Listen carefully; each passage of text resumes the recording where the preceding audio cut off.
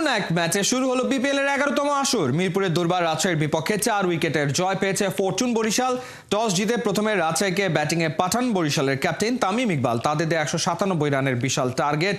11 বল হাতে রেখেই টপকে যায় রিয়াদ, ফাহিম আশরাফরা। খালিদ জামিলের ম্যাচ রিপোর্টে বিস্তারিত। বিপিএল এর সবচেয়ে বড় তারকা শাহিন শাহ আফ্রিদি প্রথম ম্যাচেই চেকমেট, তাও আবার দুর্বার রাজশাহীর লোকাল ব্যাটারদের কাছে। তামিম ইকবালদের কাছে টস হেরে প্রথমে ব্যাট করতে নেমে সুবিধা করতে পারেনি ইয়াং সেন্সেশন জিসান আলম। প্রতিপক্ষ দুর্গে দিনের সেরা বোলার কাইল মায়ার্সের দিক থেকে আসা দ্বিতীয় বলের লাইন মিস করায় স্ট্যাম্প ভাঙে তার।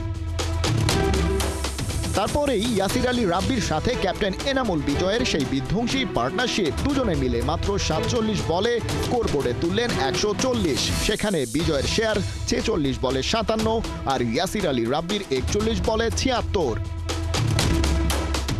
অনেকটা অ্যাঙ্কর রোলে থাকা বিজয় ফাহিম আশরাফের বলে আউট হওয়ার আগে 127 স্ট্রাইক রেটে করলেন 65 রান, 4 বাউন্ডারির সাথে 5টা ছক্কা। বিজয় ফিরলেও রাব্বি ছুটলেন সুপারসনিক গতিতে। রায়ান বালকে সাথে নিয়ে 20 ওভার শেষ করে তবেই নামলেন। অপরাজিত থাকলেন 94 রানে, 7-4 আর 8টা ছক্কা নামের পাশে। Strike rate 200। মিরপুরের উইকেটে ঘটনা রীতিমতো ঐতিহাসিক।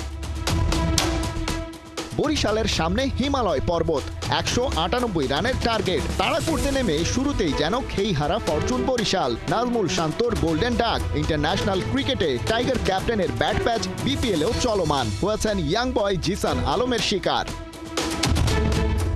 আরেক ওপেনার তামিম ইকবাল ক্রিজে থিতু হতে পারলেন না। ছক্কা মেরে ম্যাচ জমিয়ে দেওয়ার আভাস দিয়েছিলেন বটে, তবে তাসকিনের কাছে পরাস্ত হতে হলো তাকে।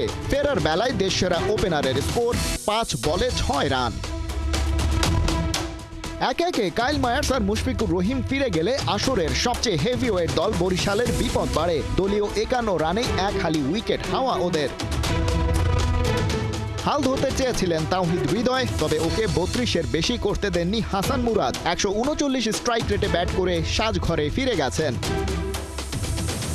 তবে বরাবরের মতোই দৃশ্যপটে হাজির মাহমুদুল্লাহ রিয়াদ। শাহিন শাহ আফ্রিদির সাথে মিলে স্কোরবোর্ডে জমা করলেন 25 বলে 51 রান। বোলিংয়ের ব্যর্থতা ব্যাটিং দিয়ে পুষিয়ে দিতে চাইলেন পাকিস্তানের সাবেক অধিনায়ক, তবে 17 বলে 27 করে ওকে ফিরতে হলো ঢাকা এক্সপ্রেস তাসকিন আহমেদের বলে।